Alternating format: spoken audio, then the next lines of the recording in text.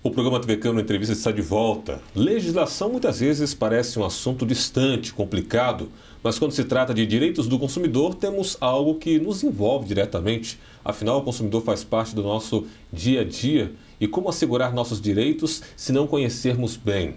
Pois na intenção de entendermos mais sobre este assunto e mostrar como, na verdade, ele pode ser mais simples do que imaginamos, convidamos o presidente da Comissão do Direito do Consumidor da Ordem dos Advogados do Brasil, aqui de Jacareí, Dr. Eric Tadeu Rosa.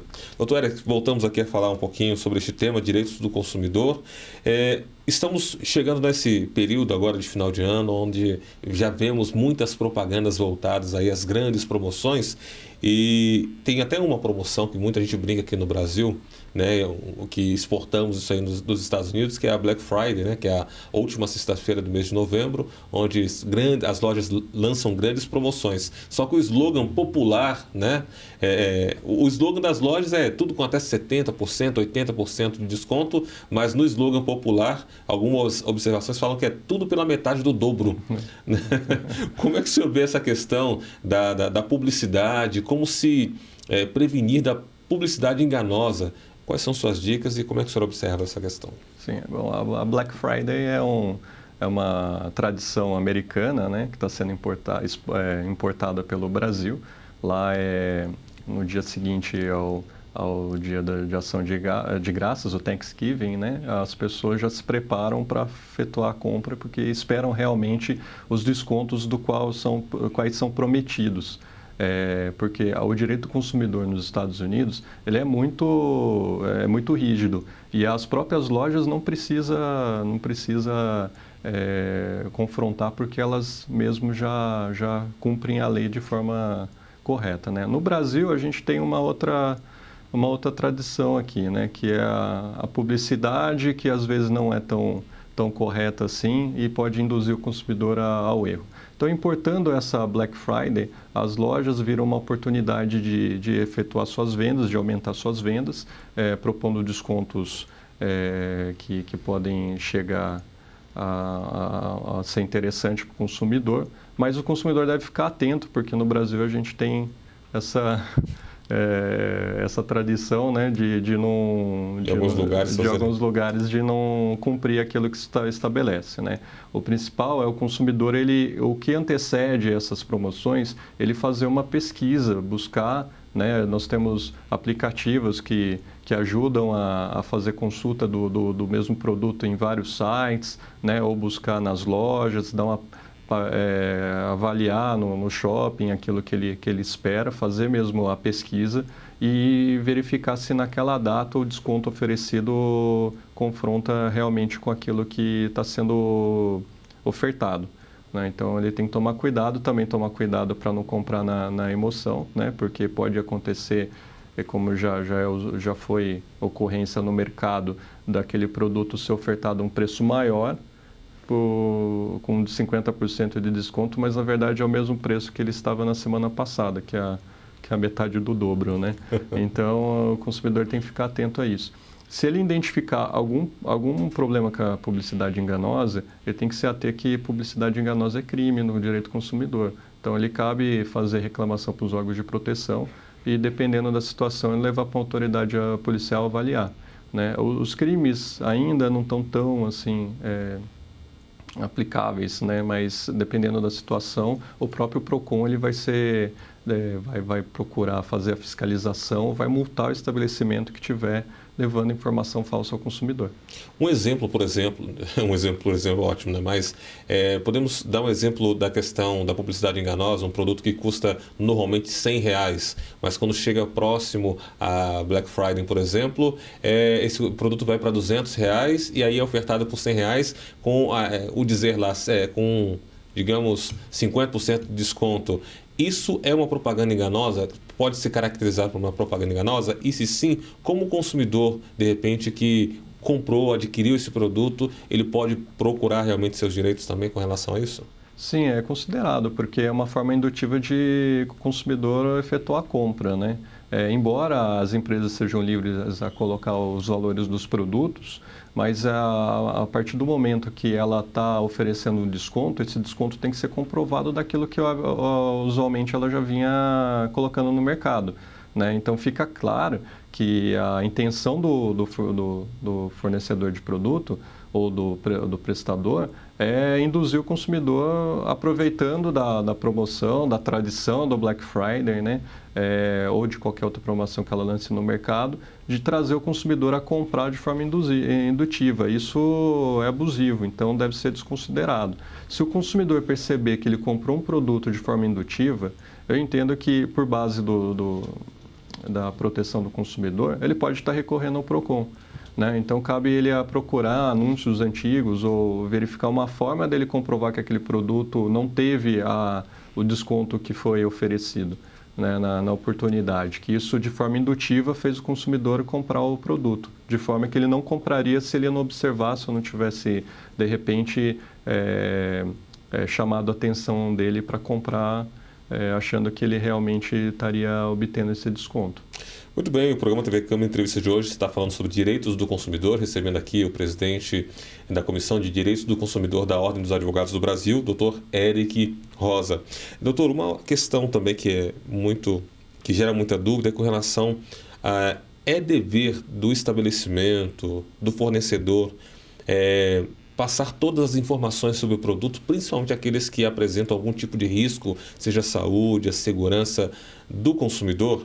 E caso isso não ocorra, em detrimento disso, ocorrer alguma coisa com o consumidor, ele tem algum direito para poder recorrer? Sim, também faz parte dos fundamentos básicos do direito do consumidor, nesse caso, o direito à informação e a educação ao consumidor, né? O fornecedor, o prestador de serviço, ele tem que orientar o consumidor o modo de uso, os riscos que ele pode ter no uso do produto. Se for o caso, no próprio estabelecimento, mostrar o produto, aonde que ele deve, conforme que ele deve manusear, e também é obrigatório ter um manual de instruções do produto que devem acompanhar. Ele deve estar em língua portuguesa. Ele tem também de uma forma clara que o consumidor possa estar acompanhando, né? Ele também tem que disponibilizar serviços de atendimento ao cliente, que são os SACs, né? Que o consumidor possa ligar e tirar suas dúvidas. E se algum produto venha a gerar risco para o consumidor e ele não esteja avisado quanto a essa informação, é considerado crime também pelo Código de Defesa do Consumidor. Nós temos no artigo 61 e os seguintes o rol dos crimes que são ao consumidor, e a maioria ele versa sobre a colocar no mercado produtos que ofereçam risco para o consumidor e não seja orientado. A gente tem, por exemplo, o consumidor, a gente tem que entender que nós temos pessoas esclarecidas e consumidores iniciantes que não estão esclarecidos, né? Aquele que compra, por exemplo, uma Supercola, que nunca manuseou, ele tem que estar alertado que ele pode colar o dedo dele, ele não pode ter contato aos olhos, que deve manter afastado do alcance de crianças, né? Ou então, se adquire um produto que é um produto infantil, tem que ter uma orientação quanto à idade adequada da criança, para a criança não utilizar o produto e ter risco de engasgar, por exemplo, com uma peça pequena, né, ou comprometer a segurança. Tudo isso faz parte do direito, do qual a informação tem que estar de forma clara para o consumidor. Na falta de qualquer, tanto da informação ou do direito da educação de como manusear o produto, é considerado abusivo pelo Código, e o consumidor pode estar recorrendo aos órgãos de proteção de defesa, ou, dependendo do caso, se houver algum prejuízo, até a justiça para busca de indenização. No caso, por exemplo, se o produto em si ele já tem lá as suas informações, ainda assim a loja é obrigada a fornecer também algum tipo de informação como reforço, ou não? Somente se o produto já tiver ali contido todas as informações com relação ao manual, com relação à classificação, por exemplo, daquele produto, aí fica a cargo realmente do consumidor que está adquirindo verificar essas informações, ou a loja também é dever dela fazer algum tipo de reforço, por exemplo, a esse tipo de anúncio? Bom, eu entendo que o prestador de serviço, nesse caso, ele é solidário ao produtor, né? Então, nesse caso, ele deve, se o consumidor tiver dúvida no momento da compra, a loja ela tem que fornecer as orientações cabíveis, inclusive de finalidade do produto, tirar as dúvidas do manuseio, né? Havendo essa possibilidade em loco, eu acredito que por parte dessa solidariedade a loja ela tem que fornecer essas informações. Agora, doutor Eric, como funciona com relação à indenização? Muita gente talvez esteja passando por algum problema nesse sentido, está buscando a questão da indenização.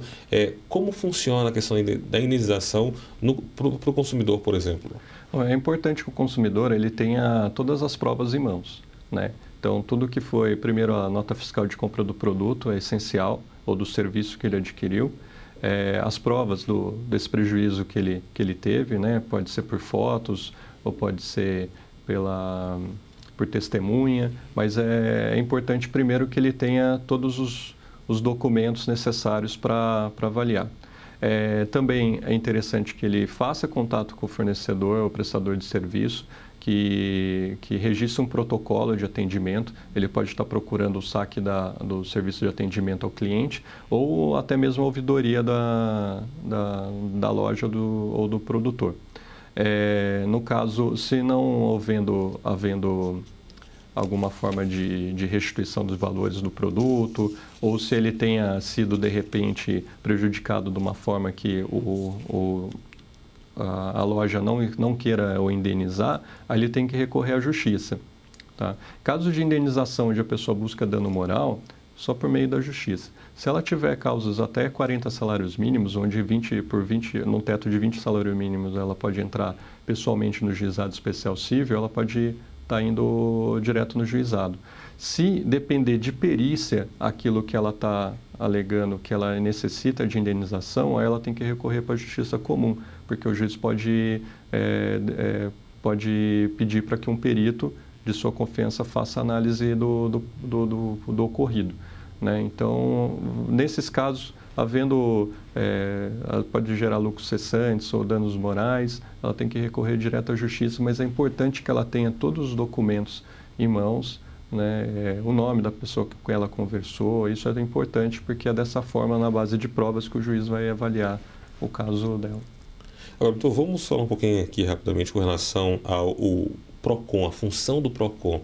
Qual que é a função do PROCON? Quando se deve procurar o PROCON realmente consumidor? O PROCON, ele é um órgão de proteção do consumidor, né? Um programa de proteção do consumidor. Ele é por base de uma fundação, onde as cidades elas têm o PROCON como função de autarquia, né? E cada cidade ela cuida do seu PROCON. Nós temos aqui na nossa cidade de Jacareí o PROCON, que atende a população, e ela serve para orientar tanto o consumidor quanto o fornecedor também, que tenham dúvidas. Ela também faz mediações de conflitos, ela também fiscaliza as relações de consumo na cidade, ela pode, por exemplo, multar um estabelecimento, ela recebe também denúncias, né? O consumidor que se sentir que existe uma publicidade enganosa, né, aqui na cidade, ou tenha sido maltratado, algum motivo que ele entenda que seja de direito, que ele pode recorrer ao PROCON para dirimir essas suas dúvidas e se for o caso, realizar a denúncia para que o PROCON ele apure, né? Então ele serve, ele tem todo o entendimento do PROCON da cidade, ele segue a base da Fundação PROCON aqui no nosso estado, em São Paulo. Então, o PROCON ele vem para trazer esse amparo para o consumidor, né? Uma vez que o consumidor ele tem um problema, ele passa pela triagem no PROCON e lá eles verificam se há mesmo o problema para ser levado para o fornecedor ou não. Havendo, eles abrem uma carta de investigação preliminar, onde eles dão um prazo de 30 dias para o consumidor receber uma resposta. Né? Não havendo uma resposta positiva, o PROCON ele leva para uma audiência conciliatória, na hora que ele coloca o fornecedor na frente do consumidor e aí ele pode estabelecer um acordo. A única coisa que o PROCON ele não tem autonomia para executar os acordos que ele elabora no PROCON, mas ele pode, por exemplo, levar para o juizado, ele pode preparar toda a documentação para o juizado especial. É interessante eu falar sobre isso porque, por exemplo, o PROCON ele deve encaminhar, por exemplo, quando ele identificar a questão que é uma questão mais jurídica ou de pequenas causas, é o PROCON quem normalmente faz esse tipo de encaminhamento ou é aconselhável que o consumidor realmente procure também a opinião do advogado? Alguns casos, o PROCON ele verifica exatamente isso. Se for necessidade do consumidor ter que recorrer direto à justiça, o PROCON vai dizer que não tem como abrir ali a carta de investigação preliminar, né, que o caso, que é um caso mais complexo, que necessita a procura de um advogado ou ir direto ao juizado especial civil, né, ele faz essa análise. O consumidor, ele tem que estar ciente que, dependendo da situação, ele deve procurar o PROCON, por exemplo, ou ele pode registrar no site consumidor.gov.br, que também o PROCON da cidade recebe essas informações, ou ele pode abrir outros sites, a gente tem o IDEC, tem Reclame Aqui, né, pode utilizar. Hoje nós temos as empresas também, elas ficam sempre nas mídias sociais, buscando aqueles que falam de seus produtos, que também pode, de certa forma, estar resolvendo. A gente tem que liberar um pouco alguns problemas do consumidor da judicialização, né? Porque não é um problema pequeno que a gente tem que levar para o judiciário e, além da morosidade, ainda a gente tem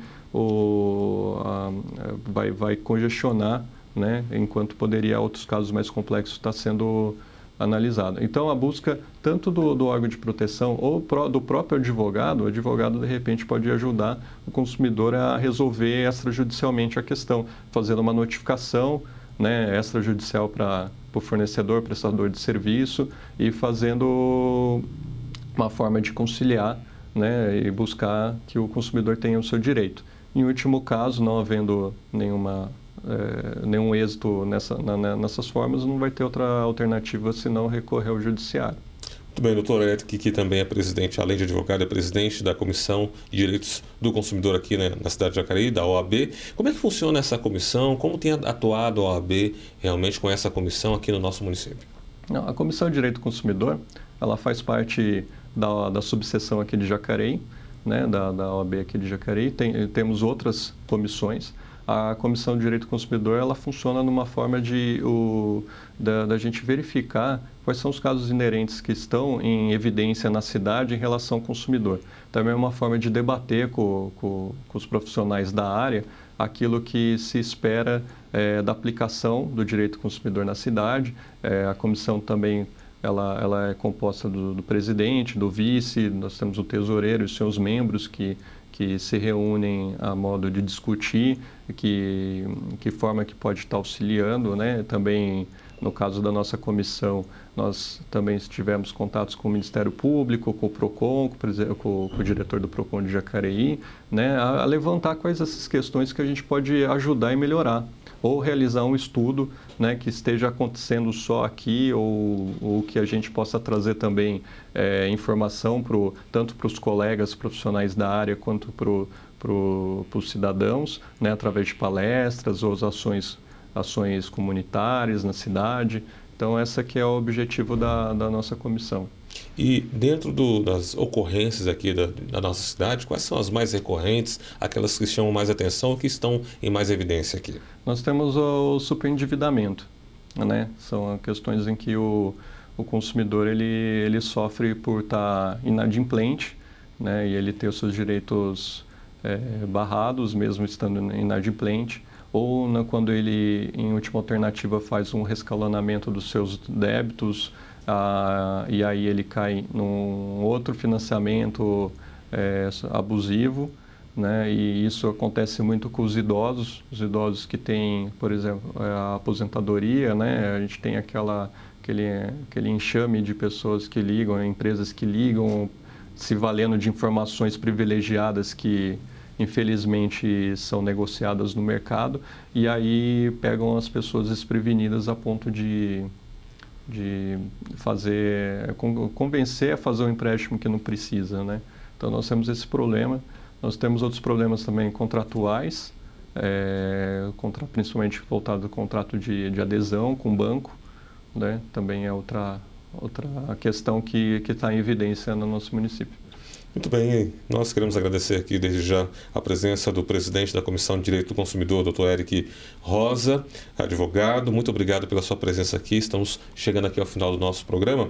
Eu gostaria que o senhor desse agora uma dica, mais dicas, né, de todas que o senhor já deu aqui, o nosso consumidor, principalmente agora nesse período, que é um período de festas, períodos onde o consumidor realmente vai atuar como consumidor no mercado, tanto para o consumidor, tanto também para aqueles que são fornecedores. Qual é o seu conselho? Meu conselho é que o consumidor ele sempre esteja atento à oferta do produto, que o consumidor ele possa ter o direito de avaliar. Se tiver dúvidas, procure os órgãos de proteção, né? E as empresas também se adequem à norma, procure uma assessoria jurídica para que ela possa deixar o estabelecimento dela em conformidade, porque traz a confiança para o consumidor, né? Traz o consumidor, a gente tem a habitualidade dele estar no seu estabelecimento, de fazer o teu produto, a tua imagem no município, né? De uma forma mais ampla, que a publicidade é a melhor forma de publicidade que nós temos, ainda é o boca a boca, né?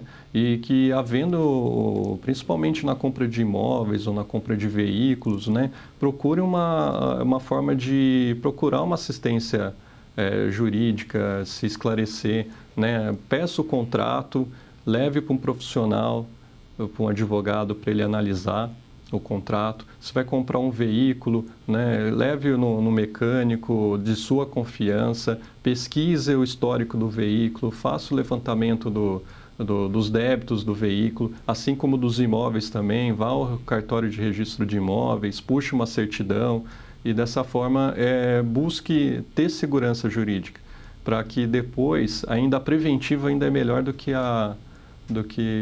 ter o problema adiante e ter que resolver depois. Tá certo. Mais uma vez, muito obrigado, doutor Eric Rosa, presidente da Comissão de Direitos da OAB Jacareí, pela sua participação.